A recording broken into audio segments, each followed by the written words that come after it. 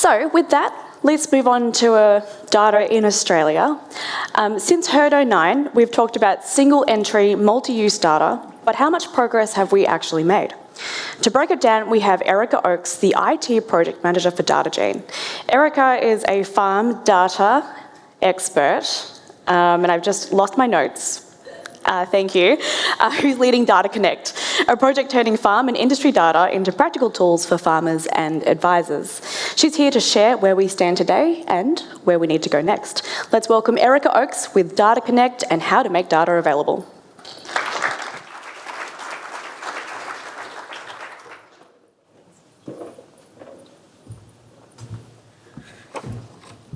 Hello, everyone. Not sure that I'm an expert, but sure, let's go with that. Okay, so today I'm here to talk about DataConnect. So as Yi Cheng mentioned at the start, why is it not working for me? Oh, I'm just special. That's okay. It's okay, Yi Cheng, it's me. I'm the problem. It's me, yeah. Okay, so as Yi Cheng mentioned, back in 09, I'm reliably told that Lucy Andrews from Holstein, UK, first coined the term single entry multi-use.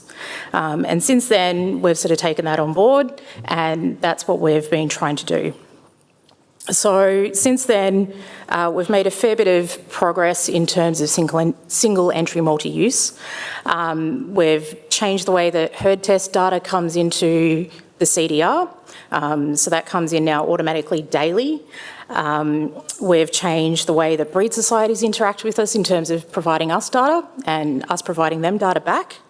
And farm data is the big one where we're making some really good progress. So in the past year, we've added nearly 700,000 health events and treatments from a handful of herds. So we did this sort of as a proof of concept for DataConnect and how to get data in some different ways. So the ultimate goal is IDDEN, which Matt has spoken to you guys about before in the past, and we continue to work with IDDEN to get connection from a global perspective with those OEMs.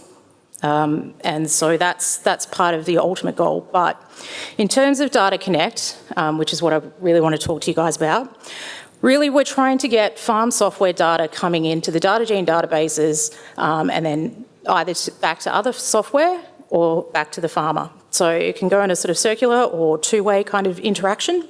So that's really what we're trying to do. So traditionally we've really only got data from herd testing herds, and we would like to get data from all farmers, not just those that are herd testing.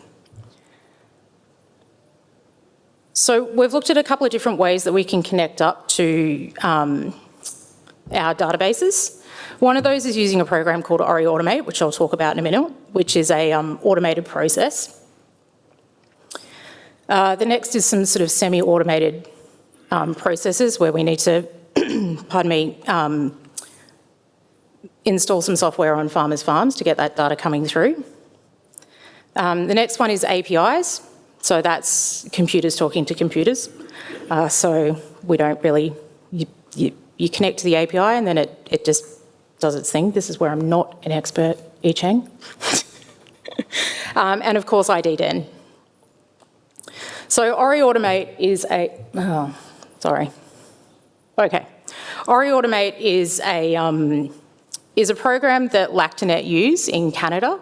So it is looking at bringing in inline milk meter data from systems like DLaval, Gaia, Bomatic, and a couple of other programs.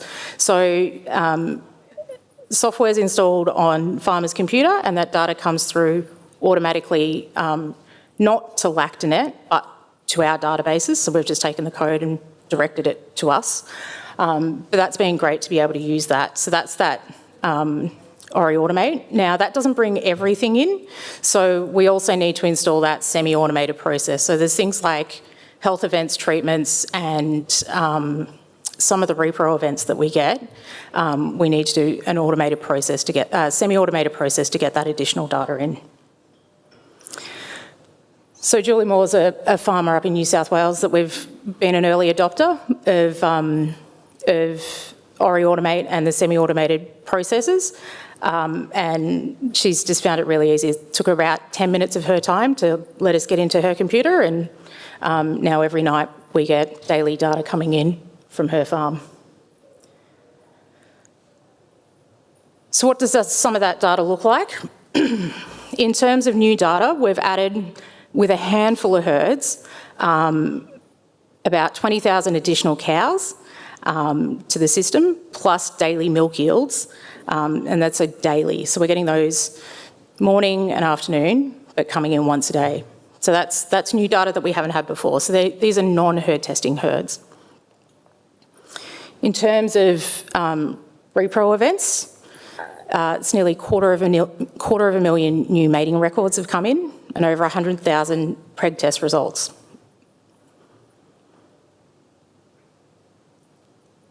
Calving data, we've had over 12,000 calving ease records come in and 18,000 calving events. So this data is really important in terms of potentially feeding back into genetic evaluation, breeding values, but it's also can be used for other sorts of reporting that farmers might want. So DataConnect, the main objectives with this project is, so we've got some funding from DA as well, and we're looking to connect Easy Dairy Cloud to DataVat. Connections with GIA and D-Level farmers. We're looking to do a supply chain data audit, so that's looking at not just cow information, but what other data within the supply chain can connect into DataGene. And the other one is looking to redevelop the herd data app. So connections with Easy Dairy. So we've been working with David Chandler at Easy Dairy to connect up to APIs. So David's moving Easy Dairy customers slowly into the cloud-based system, which is his new system. And we're working with him in particular around API connections with parentage and parentage verification. So that's important to him and also important to us. So we're starting off with that. We are ready to connect up GIA and D-Level farms with Ori Automate and some semi-automated processes. So I suppose this is where you guys come in. We would like you guys to go back to your clients, your farmers, or farmers in the room. If you've got one of these systems and you'd like to connect in, we'd be happy to hear from you and come and help you connect in. We've got a form on our website to sign up. And as I said, it takes about 10 minutes of access from the farmer, and then we'll do the rest. So some of the benefits of being able to connect up and what sorts of things we could do with that data at the moment. We've looked at doing a herd test-like report. So this is someone that would have, that is herd testing, plus adding in their inline metadata that we haven't had in the past. So at the top, this is a typical herd test report.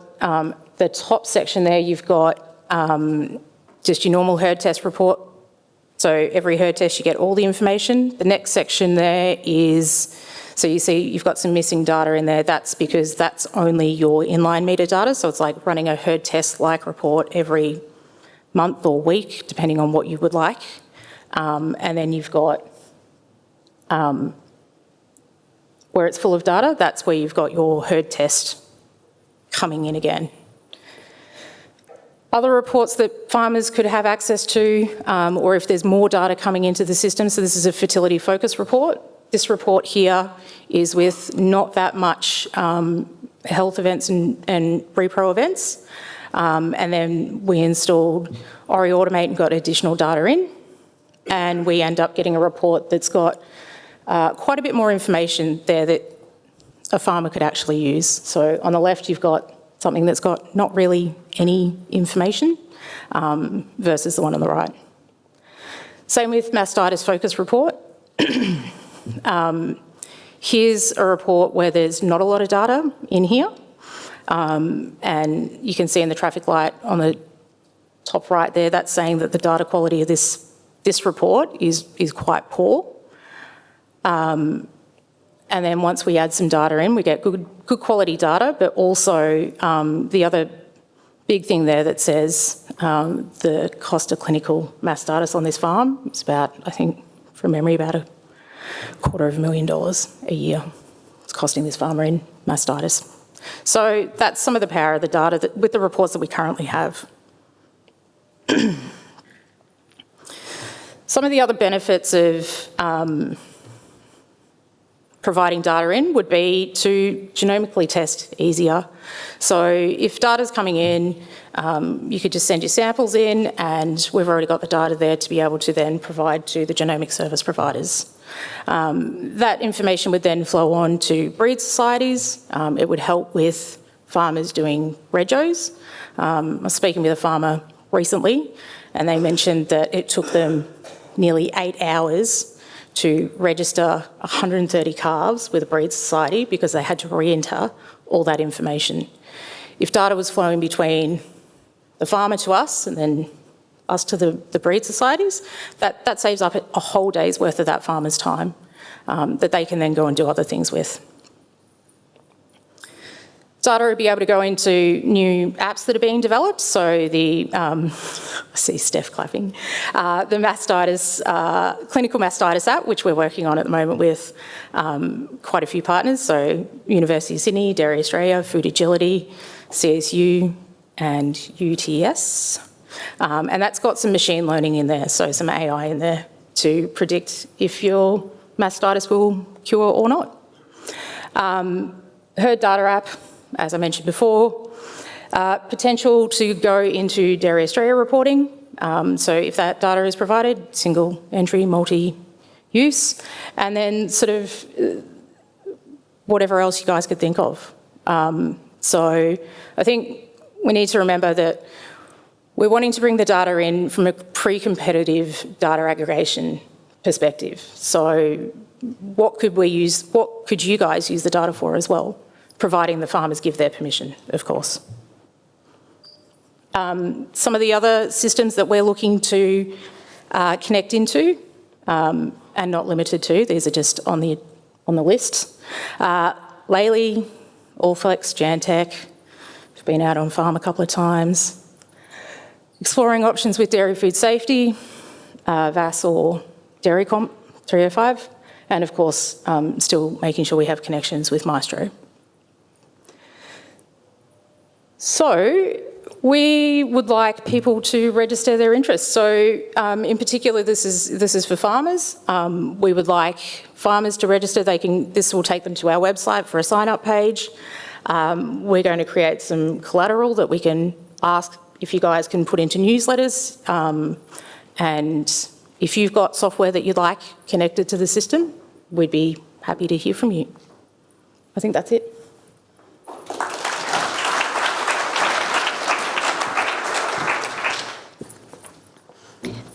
Thank you very much, Erika. I think you'll always be an expert to me. But anyway, thank you for your tireless efforts in getting more data out of the industry into a place where it can be used. We do have some questions online, so I'll leave you guys to keep thinking. But first of all, we have from Steph, hi Erika, does DataConnect include any social science components to understand what farmers want to get out of connecting their data? That's a good question, Steph. Yes, I say it would. As part of that mastitis project, there was some social science that was done with that, so we've looked at that, and we will continue to look into what farmers want out of their data, what's the barriers for them entering information into their systems, and what do they want to get out of it. You know, as someone said earlier, there's data that's interesting, and then there's data that's useful. So don't collect data just for data's sake. It's got to be useful. Yeah, yep. That makes a lot of sense. Yep. Our next question is from John, who says, is DataGene investigating ways to access and utilise the data from herd health monitoring systems? How could the issues from Todd's discussion affect this? I'd like to defer that one to Matt. Is Matt in the crowd? Yeah, it's right there. Have we got a mic?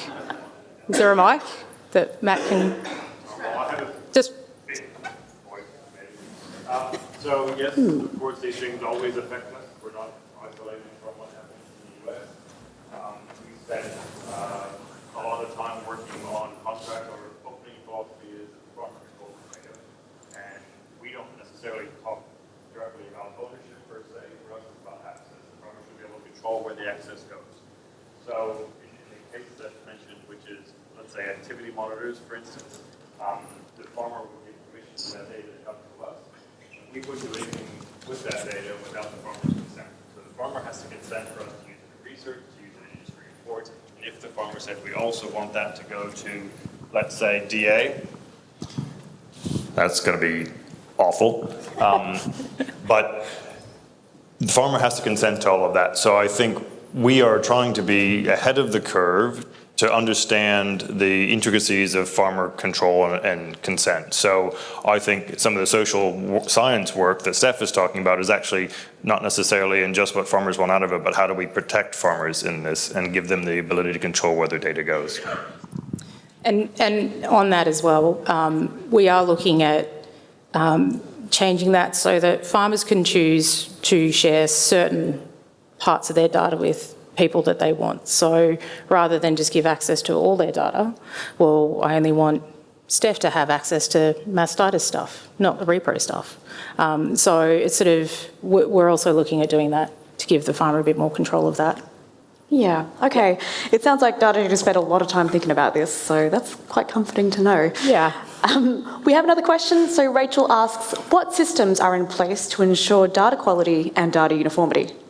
Yeah, so we spend a fair bit of time around business rules of what data can come in and what can't.